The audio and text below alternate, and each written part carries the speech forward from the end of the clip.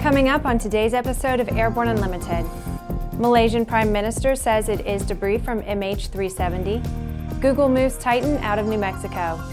FAA user fees for Caribbean flights may get steeper.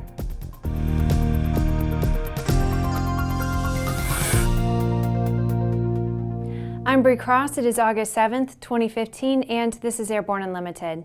In our last report regarding airplane parts found on Reunion Island that are believed to have been from the missing Boeing 777 Malaysian Airlines flight MH370, we said we would bring you updates when factual information is available. Now, in a televised press briefing, Malaysian Prime Minister Najib Razak has told the press that the flap debris found on the coast of Reunion Island is in fact a portion of the missing MH370 aircraft. While the press briefing itself is an obvious fact, the French authorities examining the debris say they have positively identified it as a Boeing 777 flaperon, that it is from Malaysian MH370. A search for other debris has continued on the coast of Reunion Island and turned up other items that have proven to not be associated with the lost aircraft. In a very recent unverified report, it is claimed a section of debris has been recovered that appears to be an aircraft window. Once again, as of the time of this report, this has not been verified. As we said before, we'll keep you updated with facts, not conjecture. Google has confirmed that it will be moving Titan Aerospace, their UAV manufacturer it purchased last year, from Moriarty, New Mexico to the San Francisco Bay Area. It's reported that Moriarty Mayor Ted Hart also confirmed the move. Hart reportedly said that Google's economic impact on the city was not substantial, and while some service businesses might suffer, Google had not employed a lot of people at Titan. The city got a $1 million grant from the state to improve infrastructure at the airport for the building. This grant also came with provisions for jobs in Moriarty, and Google had agreed to employ at least 35 people at the plant by late 2017. The state protected itself with clawbacks if those jobs, which were supposed to pay between $40,000 and $350,000 per year, are not realized. While Google owns the $15 million building, it leases the land from the city. The two parties signed a 5-year lease in 2014 with annual payments of $40,000, which will increase to $42,000 for the subsequent years. After the break, stand by for a bill from the FAA when you head to the Caribbean. The KSN 770 is an affordable, WAAS-enabled integrated MFD with a flexible hybrid user interface from Bendix King. Get your fingers on the 770's perfect blend of touchscreen and hard buttons. Easily control your GPS navigation, Navcom, weather, traffic, and terrain in any condition. For more information, go to bendixking.com. Redbird is quickly becoming the industry standard for flight training. Since Redbird introduced its revolutionary FMX in 2007, colleges, universities, and flight training operations around the world have integrated Redbird products into their curriculum. It's time to discover what Redbird can do for you. Join the migration. AML's patent-pending wireless induction charging system eliminates confusion over those charging cables, cuts down cockpit cable clutter, and allows you and your passengers to fly cordless and eliminate the cable nightmare. www.aviationmodificationleaders.com. There's a difference between charting a steady course and pushing for the ceiling. And for nearly a century, Hartzell Propeller has been defining that difference. It's in our passion for engineering and research and our dedication to testing the limits of performance. We are built on honor. We are Hartzell Propeller. Welcome back. If you would like to be a supporter of Airborne Unlimited, send an email to jim@aero-news.net.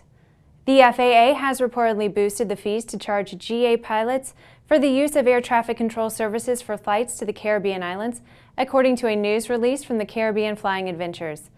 Jim Parker of Caribbean Flying Adventures said that a recent example was a $274 invoice for a trip from Miami to the Dominican Republic and back. Quote, "And these ATC fees are about to be increased again," Parker said. According to Parker, if you depart from a U.S. airport or land at a U.S. airport, fees do not apply.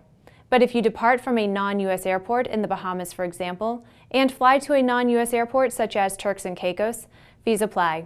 Parker said, quote, "The FAA says they are unable to automatically determine that you departed Miami in the morning and made a technical fuel stop in the Bahamas en route to the Dominican Republic. So bingo, you receive a $274 invoice for ATC services, even though you departed from a U.S. airport," end quote. Caribbean Flying Adventures is asking for help to determine how many pilots have been hit with these new user fees. It's Friday, and that means that it's time for ANN CEO and Editor-in-Chief Jim Campbell to check in with his weekly Barnstorming commentary. This week, Jim talks about our successes at AirVenture 2015, and he says he couldn't have pulled it off without the help of the magnificent crew that he worked with. As always, we agree with Jim. Here's this week's Barnstorming. Thanks, Bree, and hi, folks. And well, it's, barely a month since we started packing up and headed out for Oshkosh. 3 weeks of our lives we're never going to get back, but then again, I'm not quite sure we'd want them back under the circumstances. Oshkosh for us is this massive endeavor. It's this all-consuming love-hate relationship with taking everything we know and everything we have and transporting it 1,200 miles up the road and doing our best to represent the true wonders of an event that has no equal on Earth, or over Earth for that matter. At the same time, I gotta tell you, I'm so thrilled with what we accomplished this year. It was our first time out for the AirVenture Innovation Preview, especially in that particular venue. It went incredibly well considering the fact that there were about 100 applicants, which were whittled down to about 31 by the time everybody finally got their stuff in and we got the whole thing done. 2 hours of high-def programming, which so far has recorded in excess of 25,000 views across a number of different venues. We're incredibly pleased, and apparently EAA, our partner, is as well. And we're excited for them because, frankly, we had a ball working with them. It certainly showed Oshkosh off to be one of the innovation centers in the known aviation universe. And most important, we had a ball. We got to see cool stuff. We got to see cool stuff before anybody else, and boy, did we enjoy it. But ultimately, what the event is for me is an opportunity to take 20, 30 of my closest friends and meet a couple of new ones as well. The stringers, the staffers, the folks that work with us at Oshkosh, for Oshkosh, so forth and so on, and put together this amazing programming matrix. It was Bree's first time in hosting Airborne remotely, and especially at Oshkosh. Long days, but boy, she really did the job. Video, of course, is under the control of Nathan Cremesina, who does an extraordinary job and going on 8 years with us now. Really quite amazing. He's stuck with us through this much insanity for as long as he has. Editorial run by Tom and a number of great folks helping us out, a number of stringers. Frankly, the folks were amazing. The results were amazing. And the best part of all is every year we have a varying degree of fun, and this year was just mostly fun. We've never worked harder. And at the same time, we picked up a little job there that you'll be hearing about in the next few weeks from one of aviation's most beloved icons and most respected, based on something that happened about 20 years ago. And boy, are we really excited about what that's going to mean. So let me just simply sum this up as one, I have the most amazing staff and stringer group on the face of the planet, and they did phenomenal work. I'm incredibly proud of all that occurred during Oshkosh. We sure had a lot of fun. We accomplished so much. And this year in particular has become the launching point for a number of things. The growth in the API, the AIP you will see in a number of different venues, a dozen in all over the next year or so. And finally, more than anything else, we got to show aviation at its best. Ain't that a wonder? For the Aero-News Network, Airborne, and Aero-TV, I'm Jim Campbell, and wait till you see what we have next. It's a stunner. After these messages, more bird strikes are being counted. Concorde's recombinant gas RG series sealed battery technology produces a high-performance battery with the advantages of being pre-tested and fully charged at the factory. Find out more about Concorde's entire line of batteries at www.concordebattery.com. Concorde, the heart of your aircraft. Now certified, Aspen Avionics single-band ADS-B, ATX100, and ATX100G transceivers are the next-gen ADS-B solution that provides the features pilots need while keeping flyaway costs low. Check it out now at aspenavionics.com. Sandia introduces the new SAI 340 Quattro TSO'd airspeed, attitude, altitude, and slip. With integral backup battery, safety never looked so good. See it now at www.sandia.aero.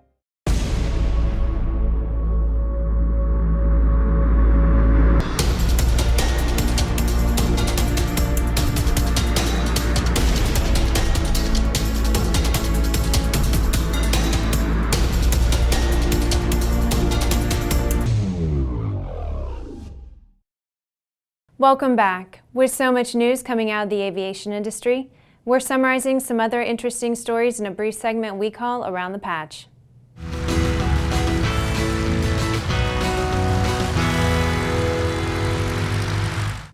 Did you know the FAA has a National Wildlife Strike Database? A recent report indicates that reporting of aircraft wildlife strikes, aka birds, are up 42% from the last reporting period. It's concluded that the reporting system has improved. 2 Special Operations Airmen assigned to the 24th Special Operations Wing were fatally injured Monday during a free-fall accident during training at Eglin Air Force Base in Florida. The cause of the incident is not yet determined. The Google Lunar X Prize announced the 30 finalists for Moonbots, an annual global educational competition for students between the ages of 8 and 17. These finalists will be challenged to build a robot that can explore a handcrafted lunar surface. 2 regional carriers in Europe have united under a single holding group. BMI Regional and Logan Air have come together under the umbrella of Airline Investments Limited, run by CEO Peter Simpson. The 2 carriers will operate as distinct brands. Erickson Aviation has announced certified enhancements for the S-64 Aircrane helicopter to improve situational awareness. They have installed ADS-B out and ADS-B in systems, combined with state-of-the-art GPS units that include a helicopter terrain and awareness system. Well, that's our trip around the patch. Now let's move on to the rest of the news. The last surviving pilot of the Dambusters RAF unit has gone west at a New Zealand hospital. Les Munro was 96. In 1943, the Dambusters flew from RAF Scrampton, near Lincoln, England, during World War II. Their unique mission was to destroy dams, resulting in the flooding of Germany's industrial Ruhr Valley. Their highly modified Lancaster bombers dropped rolling bombs that skipped the water to the dam and then sank below the surface to deliver the destructive blow. Of the 19 Lancasters that departed on the mission, only 11 returned. Munro was awarded the Distinguished Service Order in March of 1943 and also participated in the D-Day invasion the following year. With Munro's passing, only 2 surviving crew members of the Dambusters missions remain alive. A book titled The Dambusters, written in 1951 by Paul Brickhill, was turned into a movie in 1955 of the same name and was widely acclaimed for its dramatic accuracy of the historic dam busting mission. Well, that's our program for today. Remember to get comprehensive real-time 24/7 coverage of the latest aviation and aerospace stories anytime at aero-news.net. Remember that Airborne Unlimited is streamed daily Monday through Friday with additional breaking news bulletins for important stories that fall outside of our normal deadlines. Please join us and a growing roster of over 100 outstanding industry associations and organizations every weekday for the best in aviation and aerospace news from the staff of the Aero-News Network, the aviation world's most comprehensive news and information resource. Have a wonderful weekend. We will see you on Monday.